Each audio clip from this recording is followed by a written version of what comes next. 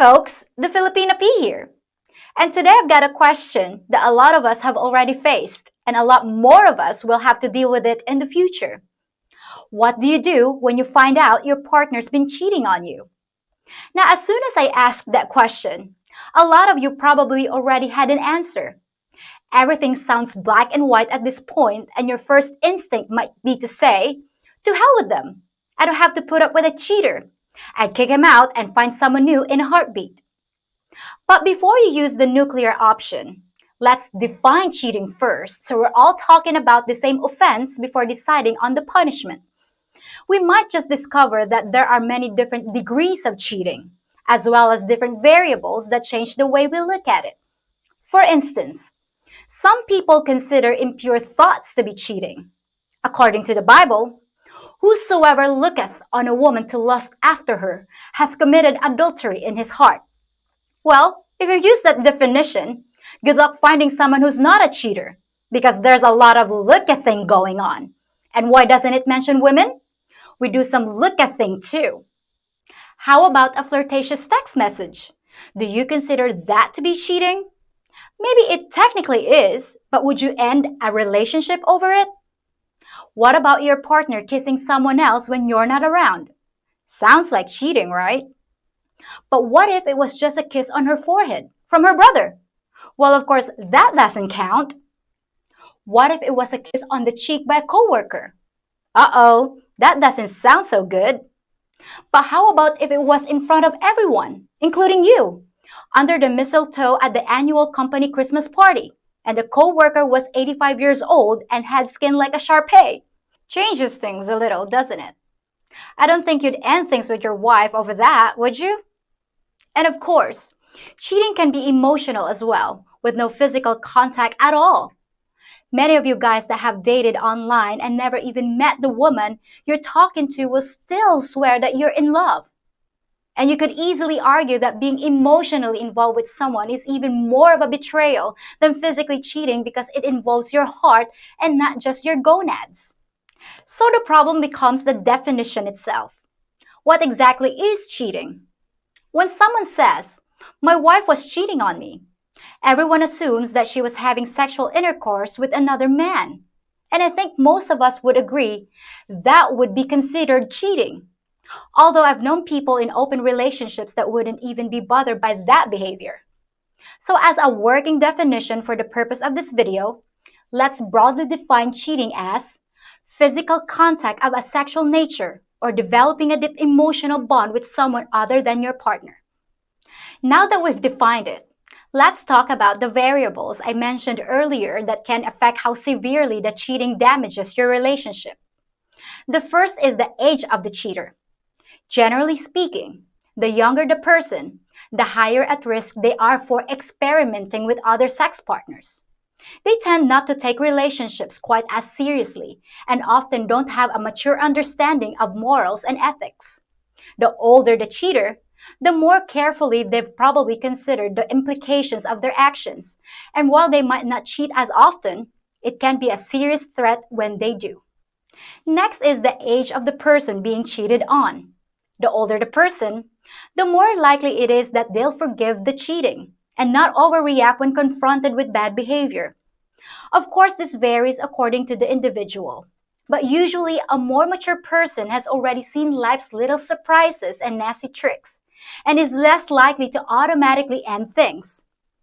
The next thing to consider is the length and seriousness of the relationship. Have you two been together for just 2 months of exclusive dating?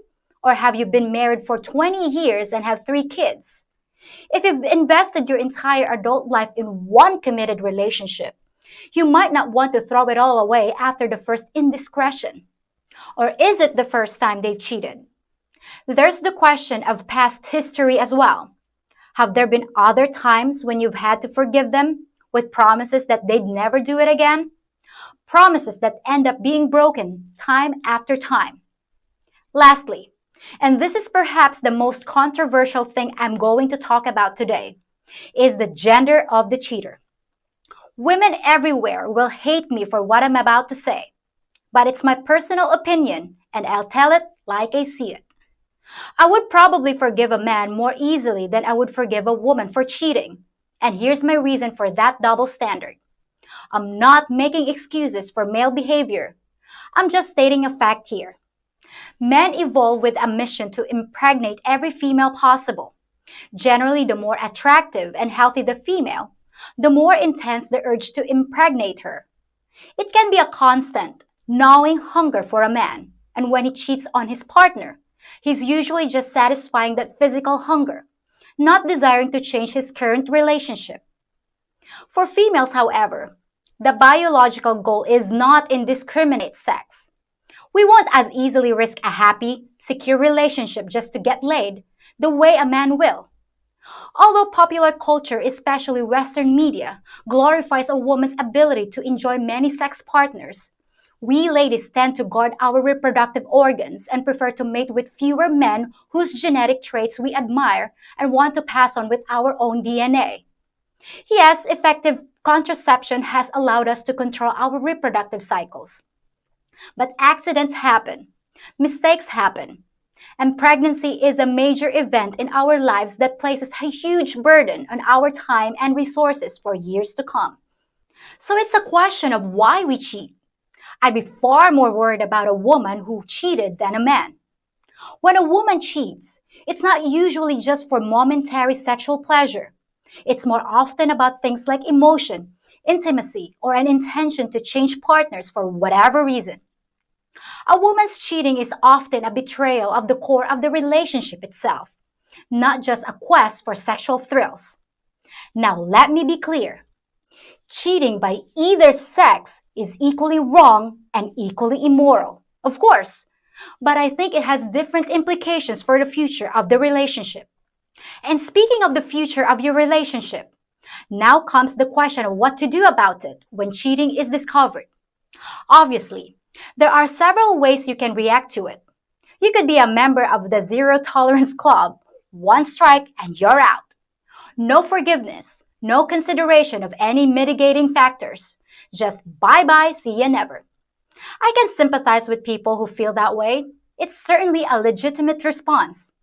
Then there are the people who might look the other way and accept the reality of a mistress or another lover. There are cultures around the world in Asia, Europe, and other places where it's assumed that your mate, typically the man, will maintain a sexual relationship on the side. It's a pragmatic way to view things, but it certainly doesn't work for everyone. And then there's the person who gets cheated on, but is too scared, too insecure, or too indecisive to take action. Their partner's betrayal has crushed them, but they're either so in love or so fearful of losing their mate that they'll tell themselves they'll forgive their partners even after multiple instances of infidelity. They stay in a relationship without trust, hoping, usually in vain, that their partner will change. This is probably the worst way to handle things, but one of the most common. While I wouldn't presume to tell you how to handle your own situation, there are way too many variables and every case is different. I can tell you what my standard is, and it might surprise you. While most guys advise each other to deny when they're caught, I'm far more likely to forgive someone who voluntarily and immediately confesses to cheating. If I discover on my own that someone has cheated on me and then covered it up, that's the end for me. The difference is that in one case, my partner gave in to temptation, obviously felt bad about it, and had the guts to come clean. I can work with that. If, on the other hand, he covers it up, not only is he a cheater, but he's a liar too, which in my book is far worse and means there will be trust issues forever. That's something I cannot work with. But let me hear what you guys have to say. Your definitions, what you would or wouldn't tolerate, your experiences with cheating, and most importantly, how you handled it. I'm very interested to hear your stories. Till next time, folks.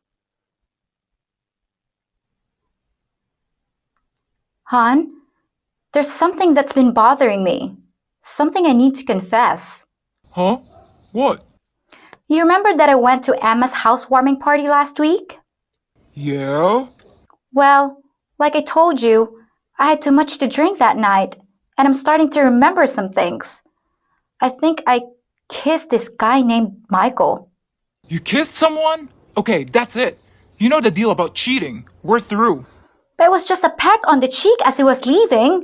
It was nothing. Nothing at all. I just thought you should know everything because of our honesty pact. Yeah, okay, alright. But no more kissing other guys. I promise, hon, I won't kiss any more guys, but, But? But what? well, I think I had sex too, because I wound up in bed with someone. What the hell?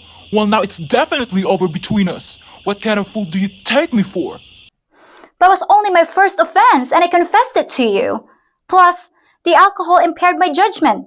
Doesn't all that count for anything? To hell with your excuses. I would have let you get away with a kiss, but not this. You've destroyed our relationship. So I hope he was worth it. He? It wasn't a he. It was Emma. Oh? Well, still, I can't be with a cheater. You really messed up, P. It's over. But I didn't plan any of this. It just happened. And Emma just asked if she could join the two of us tonight. Really?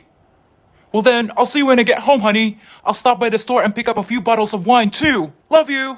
See? It's all relative.